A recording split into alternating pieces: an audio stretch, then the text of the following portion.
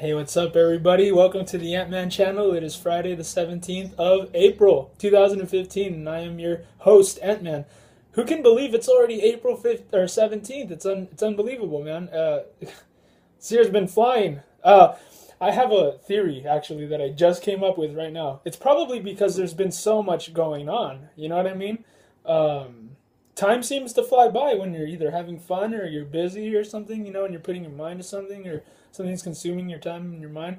It's really amazing because it does feel that way, doesn't it? When we're like keeping up with current events or, we're keeping along with a Bible study or something, a Bible plan. It really does kind of make the time go by fast. Like I've really been, I don't know. Maybe because I'm getting older. Maybe it's a sign that I'm old. I don't know. But anyway, I have an article in front of me. WND.com is the source, and it is a front page article that was published like 2 days ago. But I thought I'd keep it because I had to point out a fact real quick. I started this channel because of like my involvement with pretty much like what goes on in politics and stuff, all that stuff. So I realized a lot of stuff, and I made a video called "Impeach Obama" like 3 4 years ago or something. I don't even remember, but it was a while ago. And I was at that time like, this guy's fishy, and I didn't even know as much as I know today then, and I know like that I was smelling a rat from a mile away, and yeah, dude, and it's funny because I saw a documentary by Joey Gilbert. Go check it out, man. It's actually on Infowars.com. I think you can buy it there. That's actually a really good DVD. I didn't talk about it a lot, but this guy has he already had debunked all of this a long time ago. But now we're starting to get fresh revelations of Barack Obama. So this is a very important video. See Obama admits seeking advice from communist. This is the title of the video and the article. Unearthed video confirms identity of mentor Frank Marshall Davis. Bob Unruh is the journalist who's writing this. So they got a picture of Barack Obama II, which is our president, and Frank Marshall Davis on this article on this page. So go check it out. While it's been widely believed that the Frank in President Obama's dreams from my father, dreams from my father is Obama's his memoir. So it was prominent.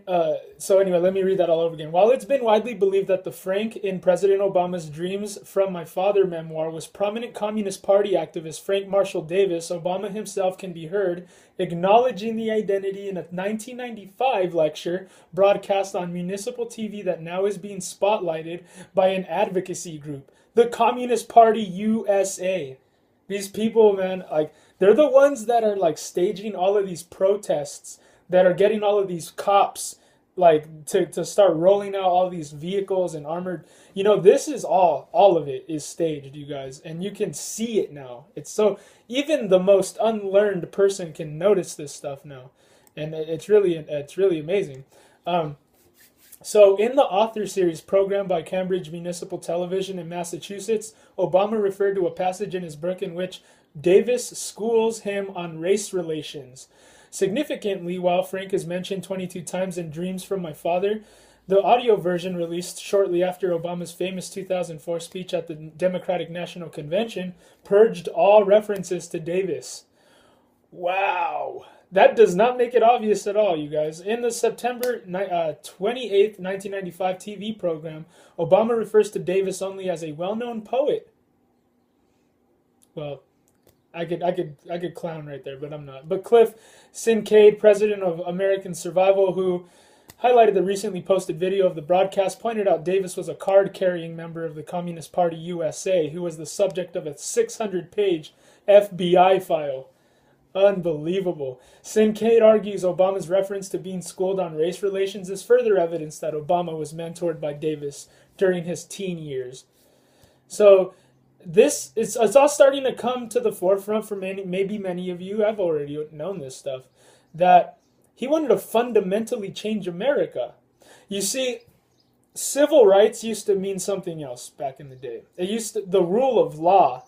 We're all born with the same like liberty and independence.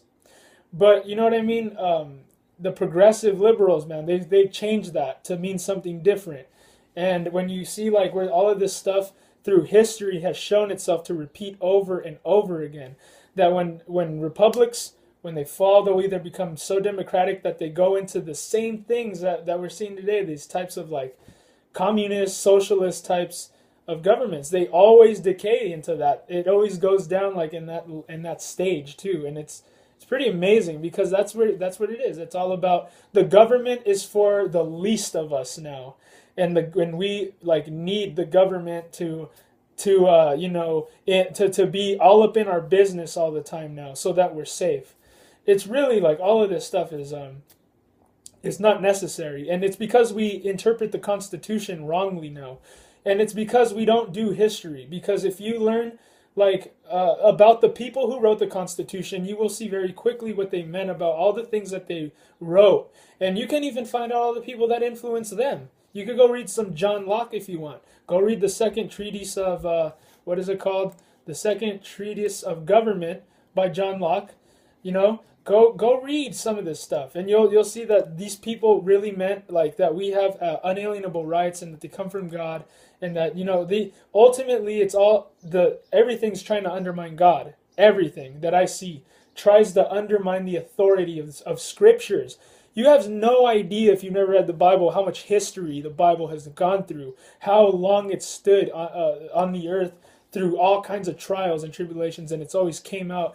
And it's a miracle that it's here today, and it's thanks to like people like Martin Luther and William Tyndale and Jonathan Edwards, who were willing to lose their lives. I wonder why. You know what I mean? This is the essence of freedom. This is what it is, man, and that's what they're after, and they know where it comes from. So they're attacking the source. So anyway, just 2 months ago, former New York City Mayor Rudy Giuliani was widely scorned for stating Obama was influenced by Frank Marshall Davis, who was a communist. Oh, conspiracy theorist. He must be a tinfoil hat wearing guy. Obama states in the 1995 lecture, and the convention and the conversation finally ends with me having a conversation with a close friend of my maternal grandfather, a close friend of Gramps, a black man from Kansas named Frank. Actually, at the time, a fairly well-known poet named Frank Marshall Davis, who had moved to Hawaii and lived there. And so I have discussed with him about the kinds of frustrations I'm having, and he sort of schools me that I should get used to these frustrations. Not my best Obama impression, but Sinclair said that along with being a prominent communist propagandist, David was a porn photographer and possibly a pedophile. The left probably likes that. They look up to a lot of people like that, like Mohammed and whatnot.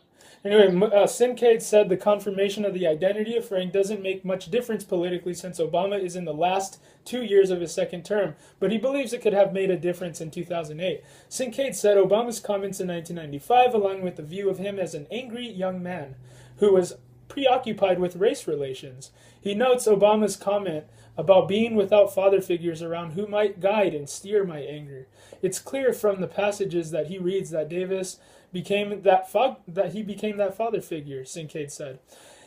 Significantly, he said it appears Davis told Obama that blacks have a reason or even a right to hate.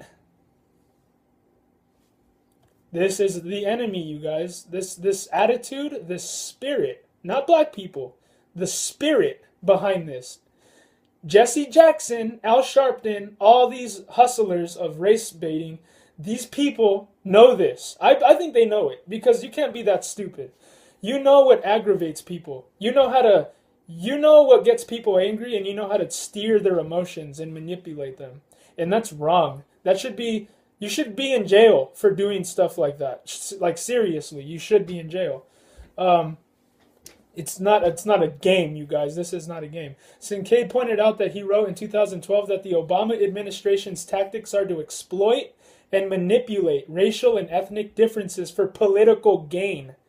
You see, guys, this isn't about liberty and the Constitution anymore. It's about these people who have infiltrated our government, and they're using it to fill their pockets. They're big government, big business. They don't have any morals type of people. That's not what America's all about. Sorry.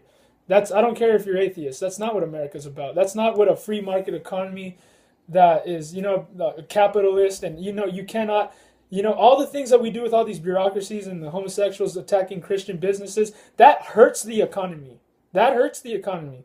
And I can't even talk about how all right now, because that goes into a whole different can of worms, I guess. But that's opening a whole different can of worms. But anyway, um, this is not an accident, but a deliberate political strategy that one can find in the mind of Obama's communist mentor, Frank Marshall Davis, who educated Obama during his critical growing up years, Sinclair wrote. Black people Davis told Obama, have reason to hate.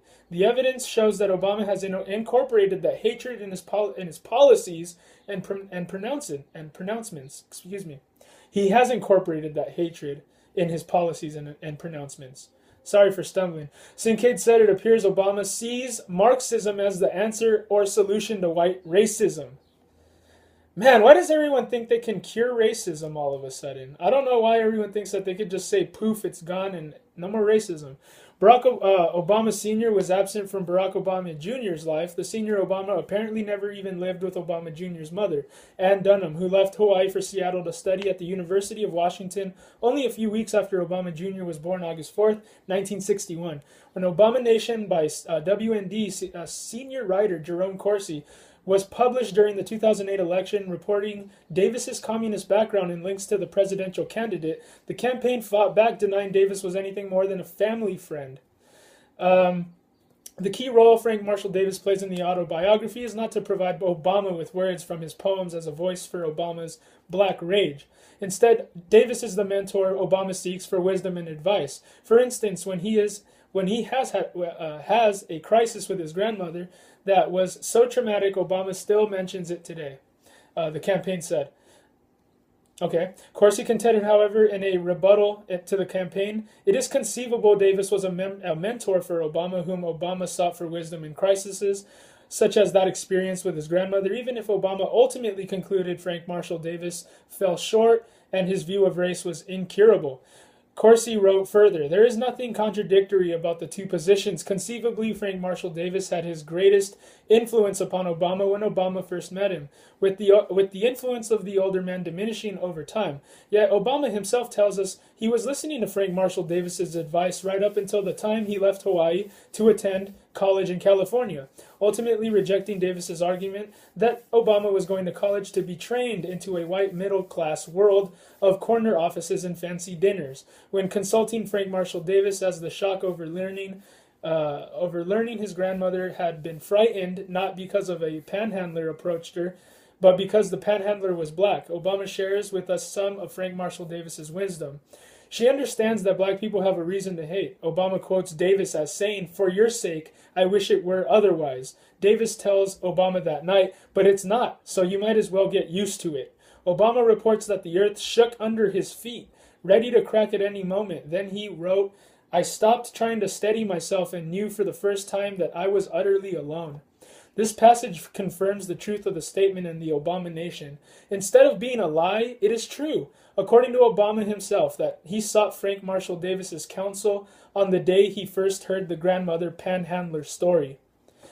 Move along, nothing to see here. WND reported in 2012, historian Paul Kengor made a case for the influence of Davis on Obama's life in his book, The Communist Frank Marshall Davis, The Untold Story of Barack Obama's Mentor. In an interview with WND at the time the book was released, Kengor noted establishment media wanted to avoid Frank Marshall Davis like the plague because of Davis's membership in the Communist Party. In his autobiography, Obama describes Davis as a father figure with a permanent influence on his life, whose counsel helped him navigate his teen years and guide him into his adulthood. Kengor said Davis can be heard in Obama's rhetoric and ideas, including Obama's vow on the eve of his historic election to bring fundamental change to the U.S., the exact term Davis used to describe a communist revolution in the U.S. Kengor pointed out that when Davis launched the communist Chicago Star newspaper in 1946, he called for a new Declaration of Independence in his first column. Davis wrote that history teaches, alluding to the Marxist dialectic, that any fundamental change advancing society is spearheaded by strong radicals. It's mind-boggling, Kengor said, of Obama's use of Davis's language. You can't make this stuff up. Kengor said Obama's decision to not use Davis's full name in dreams was a clear indication that he knows how radical Frank was.